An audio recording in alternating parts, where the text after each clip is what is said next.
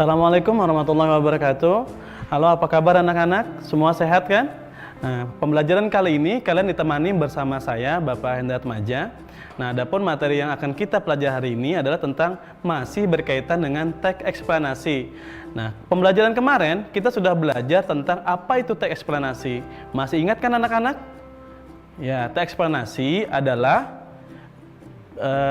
materi tentang yang menjelaskan fenomena atau peristiwa yang terjadi. Nah, hari ini sebelum kita memulai pelajaran, mari kita bersama-sama membaca doa agar kita belajar dengan lancar. Berdoa, mulai. Berdoa, selesai. Nah, anak-anak, hari ini kita akan membahas kelanjutan dari materi eksplanasi sebelumnya, yaitu kita membahas tentang struktur dan kaidah kebahasaan teks eksplanasi.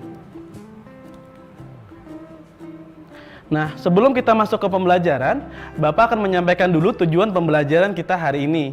Yang pertama, setelah mengikuti pembelajaran ini, anak-anak diharapkan mampu menelaah struktur teks eksplanasi dengan tepat. Yang kedua, menelaah kaidah kebahasaannya teks eksplanasi juga dengan tepat. Materi pembelajaran kita akan kita lanjutkan, tapi setelah pesan berikut ini.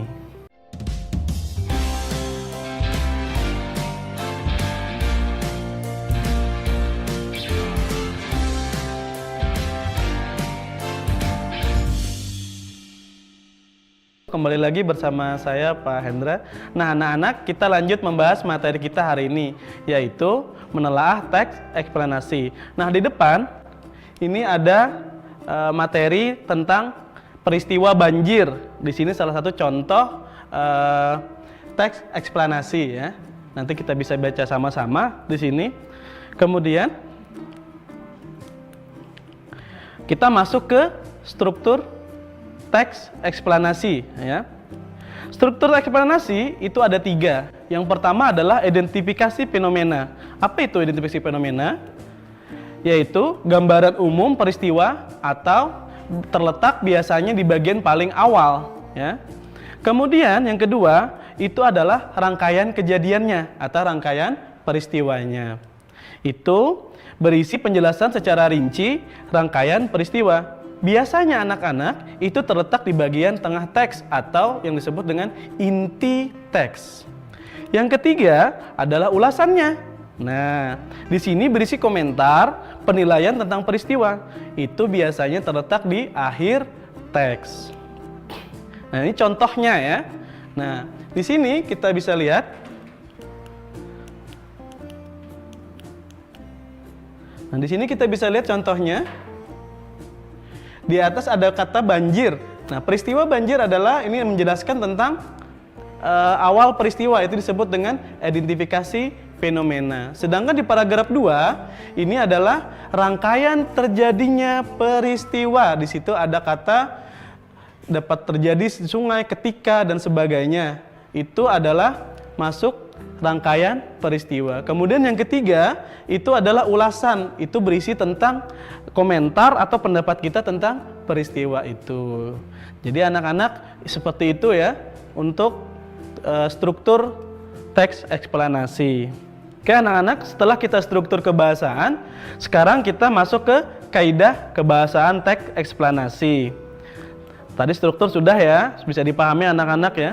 Sekarang kaidah kebahasaan yang pertama adalah konjungsi kausalitas ya. Itu adalah konjungsi tentang hubungan sebab akibat ya. Di situ ada kata-kata seperti sebab, karena, oleh karena itu, sehingga, itu ya. Yang kedua adalah konjungsi kronologis. Nah, karena ada kata kronologis, berarti ini adalah tentang, ada yang ingat? Yaitu kata hubungan urutan waktu ya, seperti lalu, kemudian, setelah itu, dan akhirnya. Yang ketiga, kata benda. Ini bukan merujuk kepada sesuatu yang menyiarkan, tapi kepada peristiwanya. Misalnya kata ganti banjir, jadi air bah, dan sebagainya seperti itu ya. Yang terakhir adalah kata istilah. Nah, di sini biasanya kata-kata yang sesuai dengan topik yang dibahas. Seperti itu ya. Nah, ini contohnya. Nah, kata benda itu yang warna pink ya, ungu. Banjir ini ya. Nah, ini adalah kata benda. Kemudian ini warna hijau anak-anak. Kemudian itu adalah kata konjungsi kronologis. Nah, kemudian kata yang biru mengakibatkan, ini yang disebut dengan contoh tadi konjungsi kausalitas. Dan yang terakhir yang warna merah itu adalah kata istilah. Oke, sampai sini anak-anak bisa dipahami dulu ya. Kita pelan-pelan saja. Nah, untuk segmen berikutnya Bapak akan menyampaikan kesimpulan dan penugasan. Jadi untuk ini kita rehat sejenak ya anak-anak.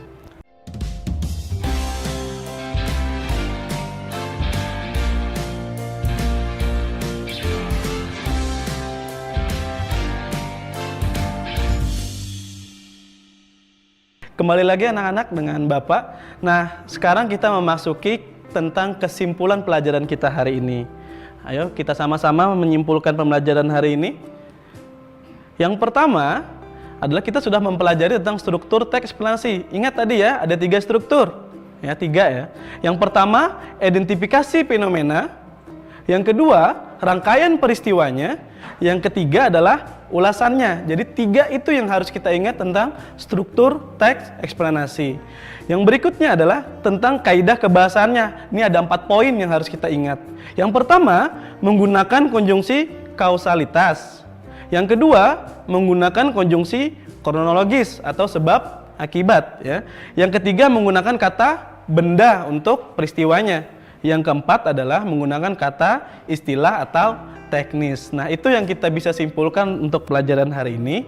Nah, sekarang anak-anak, Bapak memberikan penugasan. Nah, ini untuk vitamin di rumah ya. Yang pertama, bacalah teks eksplanasi berikut ini dengan seksama. Nah, ini teks eksplanasinya tentang petir ya, peristiwa petir, kilat atau halilintar. Ya, silahkan dibaca dengan seksama teksnya. Kemudian kalian tentukan struktur dari teks eksplanasi peristiwa petir tadi. Tidak usah ditulis panjang lebar, cukup paragraf 1 itu apa? Paragraf 2 apa? Paragraf 3 apa? Langsung strukturnya saja supaya lebih mudah. Kemudian tentukan kaidah kebahasaan dari teks eksplanasi tersebut.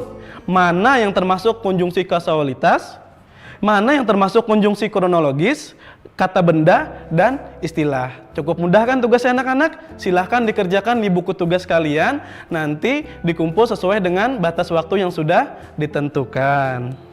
Cukup sekian pembelajaran kita anak-anak. Dan Bapak ingatkan lagi sebelum Bapak tutup tentang protokol kesehatan terus dijaga. Selalu mencuci tangan dengan sabun setiap ingin melakukan sesuatu apapun. Dan kemudian untuk setiap keluar harus selalu memakai masker apabila keluar rumah, menjaga jarak aman minimal 1 meter dan hindari kerumunan. Nah, untuk mengakhiri pembelajaran hari ini, mari kita berdoa sama-sama.